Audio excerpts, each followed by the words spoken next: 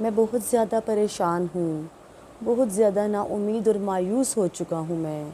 اس قدر پریشانیاں، اس قدر مشکلات ہیں میری زندگی میں کب ان سب چیزوں سے چھٹکارا حاصل کر سکوں گا؟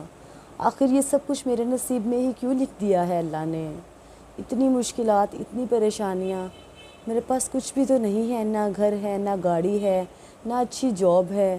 جو کام کرنا سٹارٹ کرتا ہوں اسی میں نقصان ہو جاتا ہے۔ کوئی بھی کام میرا پورا نہیں ہو رہا۔ آخر یہ کب تک رہے گا میرے ساتھ؟ کب مجھے میری مرضی کا لائف سٹائل ملے گا؟ کب میں اچھی طرح سے سکون سے جی سکوں گا؟ اللہ مجھ پہ کیوں اتنے غم بھیج رہا ہے؟ اللہ سبحانہ تعالیٰ ہم پر غم کیوں بھیجتا ہے؟ یہ سوچیں۔ اللہ سبحانہ تعالیٰ اس لیے ہم پر غم بھیجتا ہے تاکہ ہماری قوت برداشت بڑھ جائے۔ دنیا میں سب سے بڑی قوت برداشت ہے، اور اللہ سبحانہ تعالیٰ غم دے کر اس قوت کو بڑھاتا ہے۔ وہیں یہ بات بھی یقینی ہے کہ اللہ سبحانہ تعالیٰ کسی بھی شخص پر اس کی برداشت سے زیادہ آزمائش یا بوجھ نہیں ڈالتا بلا شبہ۔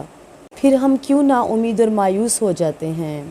ہم کیوں بھول جاتے ہیں کہ اللہ سبحانہ تعالیٰ تو الودود ہے؟ اللہ سبحانہ تعالیٰ تو وہ ذات ہے جو اپنے بندوں سے انکنڈیشنل محبت کرتا ہے۔ اس کی محبت کی کوئی وجہ، کوئی بنیاد یا کوئی بھی ضرورت یا حالت نہیں ہوتی۔ وہ اپنے بندوں سے محبت کرتا ہے اور کرتا ہی رہتا ہے۔ انسان چاہے جتنا بھی گنہگار، جتنا بھی خطا کار کیوں نہ ہو جائے، دنیا اس کو دھتکار دے گی، لیکن اللہ سبحانہ تعالیٰ پھر بھی انتظار کرتا ہے اس کی توبہ کا انتظار کرتا ہے، اس کے واپس پلٹنے کا انتظار کرتا ہے۔ اللہ سبحانہ تعالیٰ بار بار ارشاد فرماتا ہے کہ مجھ سے نا امید نہ ہو، مایوس نہ ہو، کیونکہ مایوسی کفر ہے۔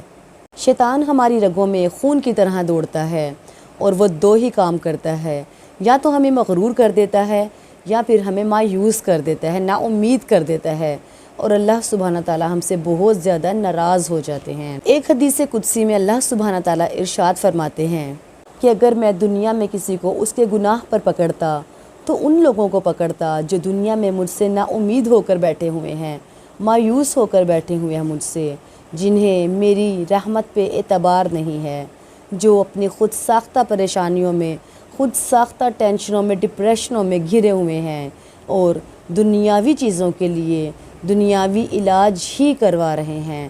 انہیں میری طرف لوٹنے کا کوئی ہوش نہیں ہے۔ اب سوچنے کی بات یہاں پر یہ ہے کہ ہم ٹینشن اور ڈپریشن، پریشانی لیتے کیوں ہیں؟ کس لیے لیتے ہیں؟ کس چیز کے لیے لیتے ہیں؟ اس دنیا کے لیے، اس دنیا میں موجود آسائشوں کو پانے کے لیے، جبکہ ہم بخوبی جانتے ہیں کہ اس دنیا کا خاتمہ موت ہے۔ یہ دنیا فانی ہے، دنیا غیر یقینی چیز ہے، جبکہ موت یقینی چیز ہے۔ پھر ہم کیوں اپنی ایک یقینی چیز کو بھول کر غیر یقینی چیز کے پیچھے بھاگ رہے ہیں؟ پھر یہ اتنا تردد، اتنی ٹینشن، ڈپریشن، یہ کس لیے ہے؟ اس فانی دنیا کے لیے؟ تو یہ تو بے وقوفی ہے نا۔ جیسے کہ حضرت عبداللہ بن مسعود سے نقل کیا گیا ایک واقعہ ہے کہ آپ صلی اللہ علیہ وآلہ وسلم ایک مرتبہ چٹائی پر سو رہے تھے۔ جب آپ صلی اللہ علیہ وآلہ وسلم بیدار ہوئے تو آپ کے جسم مبارک پر چٹائی کے نشان پڑ چکے تھے۔ تو صحابہ نے عرض کیا کہ اے اللہ کے رسول صلی اللہ علیہ وآلہ وسلم، کیا ہم یہاں پر کوئی نرم بستر نہ بچھا دیں، یا ہم اس چٹائی کے اوپر کوئی سافٹ چیز، کوئی نرم چیز نہ بچھا دیں؟ تو آپ صلی اللہ علیہ وآلہ وسلم نے ارشاد فرمایا کہ نہیں، مجھے یہ دنیاوی آرام سے کوئی غرض نہیں۔ میری اور اس دنیا کی مثال اس سوار کی سی ہے جس نے اپنا رخت سفر باندھا اور اپنے سفر پر روانہ ہوا۔ راستے میں ایک درخت کے نیچے کچھ دیر قیام کیا، اٹھا اور پھر اپنے سفر کو روانہ ہو گیا۔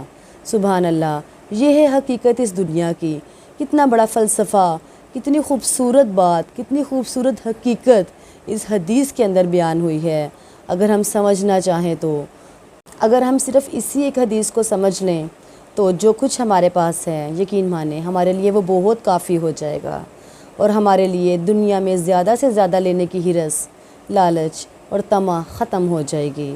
اگر لالچ اور طمع کرنی ہے تو آخرت کی کیجئے، جنت کی کیجئے، اچھے اعمال کی کیجئے، خاتمہ بالخیر کی کیجئے۔ اللہ سبحانہ تعالیٰ میرا اور آپ کا، ہم سب کا حامی و ناصر ہو۔ السلام علیکم ورحمۃ اللہ وبرکاتہ۔